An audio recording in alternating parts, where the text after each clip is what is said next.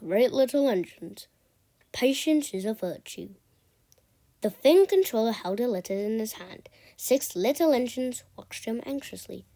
"Do you remember Tallyclane yet, Twain?" he asked scholarly. "He is ill, so his controller is short of an engine. Now, I can't spare anyone until Duke is mended, but I do want to suggest to him that one of us—" "Oh, sir, please, sir!" cried the engine. The fin controller held his ear. "You can't all go," he laughed. "I thought Sir Handel." "Oh, so," said Sir Handel happily. A few days later, Duke was taken to the works. Sir Handel's excitement grew. "I hope he comes back quickly," he said to anyone who would listen. "Don't be so impatient," his driver laughed. "There's a lot to be done. Your repairs took a long time, remember, and Duke is older than you." The weeks passed, and still Duke didn't come back. Sir Handel became more and more impatient. One day, he was waiting at the bottom station when Gordon arrived. "I've been invited to Wales," Sir Handel told him importantly, "but I can't be spared until Duke is mended." Right, said Gordon. "It's a great responsibility and indispensable." "Good, it is. I'm indispensable," Sir Handel boasted to the others. They were amused, but not impressed. Summer came, and crowds of visitors came to the railway. Sometimes extra coaches were needed to carry them all. One day, Sir Handel's train was fuller than ever. When he reached the top station, he was exhausted. An enormous crowd of people was waiting on the platform for the last train home. They must have come on earlier trains and stayed to picnic by the lake, said the fireman. "Never mind, we'll manage. It's all downhill now." But at the station near the waterfall, the platform was full too. "We need a shoehorn to get them all in," exclaimed the guard, scratching his head. "Still, we'll have to do it somehow. With me, I'll take some with me and Beatrice." The passengers had enjoyed their day in the hills and didn't mind standing. They knew it would be only for a short while. The guard always checked tickets at the station by the waterfall. Today it was a long job, and before he had half finished, Sir Handel was growing impatient. "An insensible Angela! Me shouldn't kept Henry waiting," he foamed. "Can't be helped," said his driver. "Henry will just have to wait. I mean, he's kept us at it before now." "No." At last the guard was ready. He blew his whistle, waved his green flag, and turned towards Beatrice. "At last, we're off. Do come along. At last, we're off. Do come along," Sir Handel snorted impatiently. Quickly the train began to move. The guard tried to get into Beatrice, but her doorway was blocked by passengers. By the time they had moved to let him in, the train was out of the station, and the guard was left standing on the platform. Why, stop!" Beatrice tried to stop, but there was no one to put her brakes on. The guard blew his whistle and waved a red flag, but the line curved, and Sir Handel couldn't see or hear him. Luckily, a passenger in Beatrice knew what to do. He pressed a button, and a buzzer surrounded Sir Handel's cab. "Oh, now what?" he asked the fireman. "Go and find out. Maybe we left someone behind." They had, of course. They soon discovered who. What the? Oh, dear. Passengers helped the guard into Beatrice, and after a fast run, the train reached the terminus at the same time as Henry. Sir Handel stopped with a sigh of relief. The guard came to see him. "I'm sorry I was impatient, Mr. Guard," said Sir Handel nervously. I didn't want to be late. Insensible engines shouldn't be late, should they?" "No," agreed the guard, "but sensible engines know that patience is a virtue. Remember that next time, I'll try, promised Sir Handel, sadly.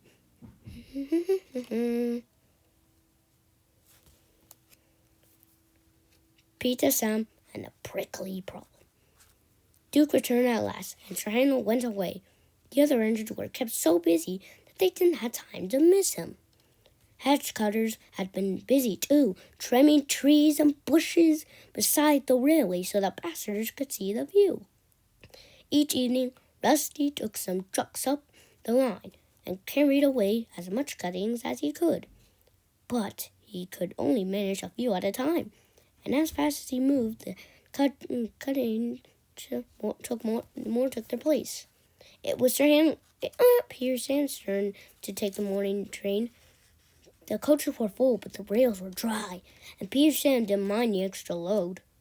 He bobbed happily along until just beyond the tunnel he found that in the night a high wind had blown hedge cutting across the rails. He stopped, and his driver and fireman got down. "We'll never get through that lot," exclaimed the fireman. "Huh!" scoffed Peter Sam. "Only little branches, nothing to it. We'll just simply push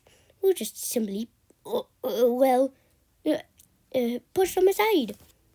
"We'll have it our own way," said his driver.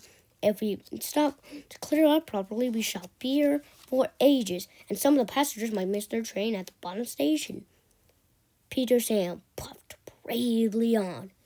He went carefully at first, and the branches slid aside easily. Then came a stretch where the cuttings were brambles.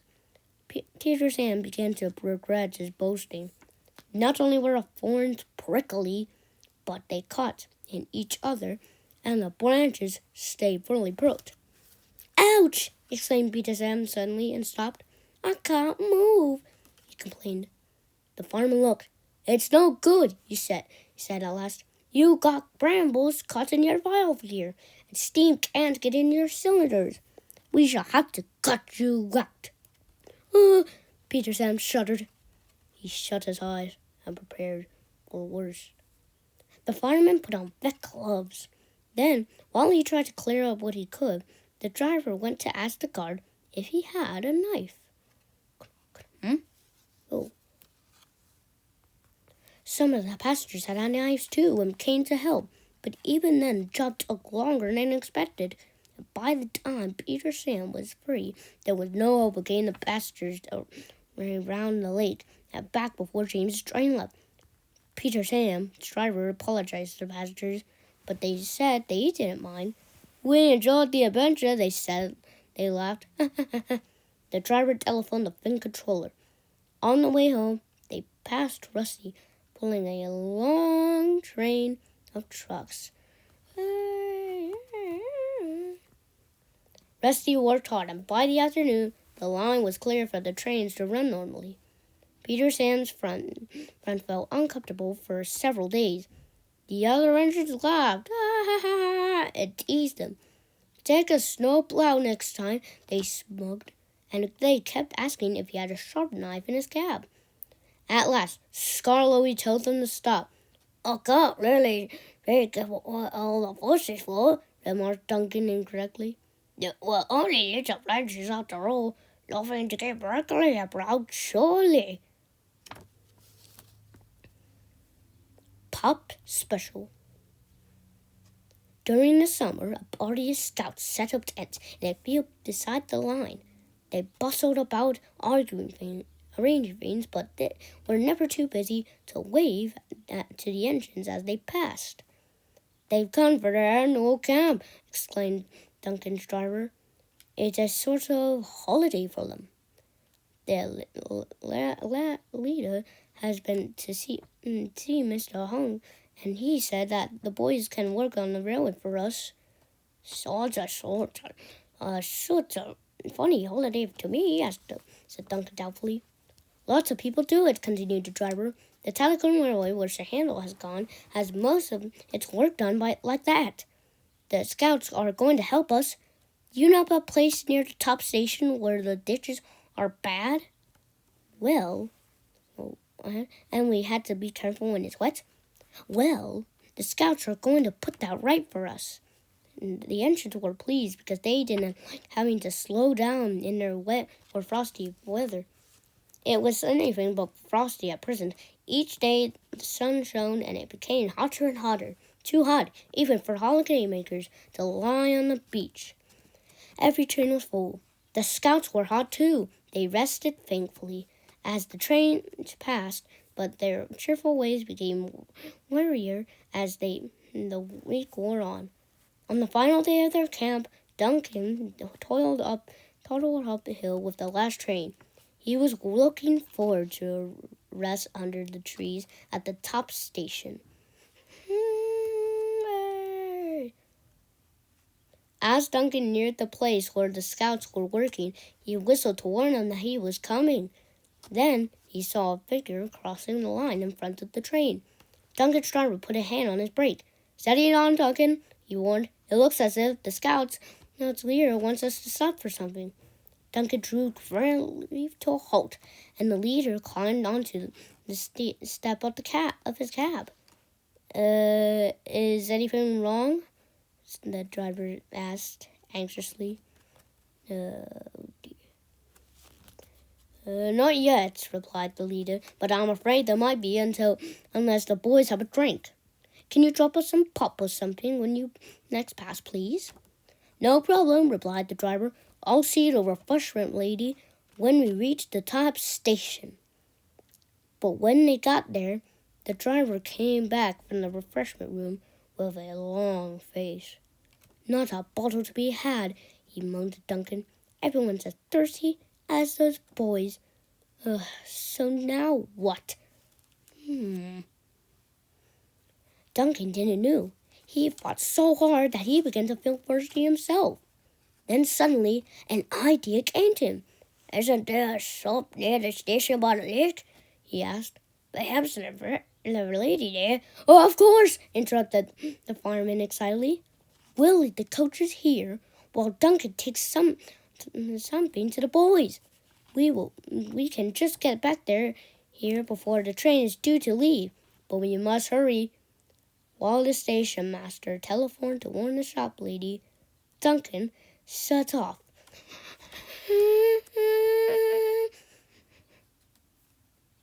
The shop lady met them at the station. "I haven't much myself," she said, "but the lads are welcome to what there is." A little later, the scouts heard a whistle, and Duncan puffed into sight. He stopped beside them, and his driver handed down the drinks. The scouts cheered him. "Hooray!" "Not me," he told them. "It was Duncan's idea." So they cheered again and thanked Duncan instead. "Yay! It's not fair," he said. "You don't help us. It's only fair we shall help you." Sarando comes home. Sarando was given a great welcome when he returned. It was too late for the workmen to unload him that night, so the engineers asked if his truck could be put where he could tell them about his adventures. "A real prince and princess came to see us," Sarando told them proudly. "They rode in a special train. Driver said they were given some books about us written by someone called the Thin Clergyman. But I didn't really understand that."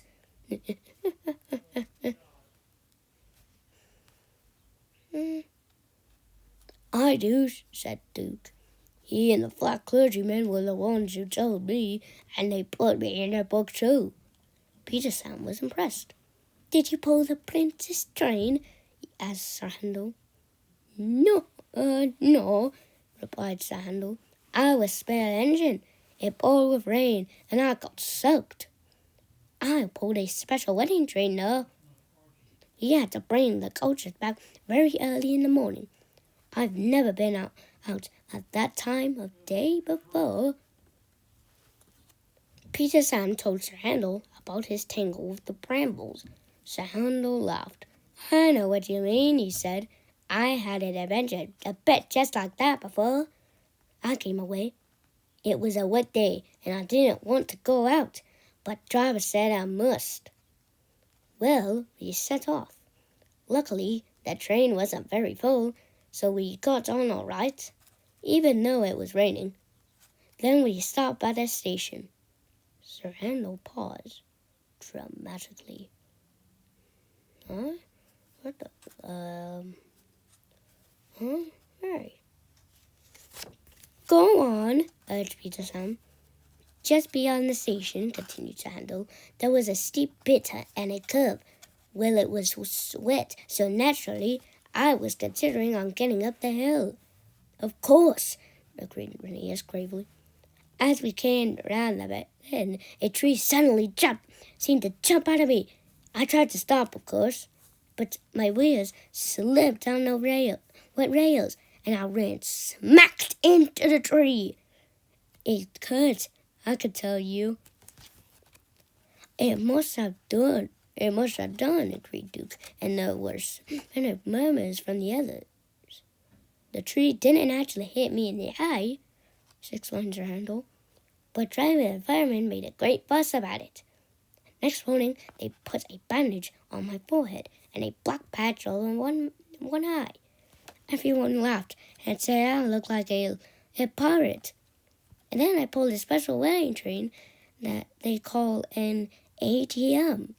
They even wrote a piece of me in a magazine. Sir Handel sighed happily. Oh, it was great fun, he said. Did you see my twin, Tallyquin? He asked Scarlet. He was in another part of the shed, replied Sir Handel. The other engine told me that he's on the mend and he'll be back at work soon. He's lucky he's got a lovely railway. Sir Handel closed his eyes, remembering. At the same time, he added, it's good to be home. Duke smiled in the darkness. I know what you mean, he agreed.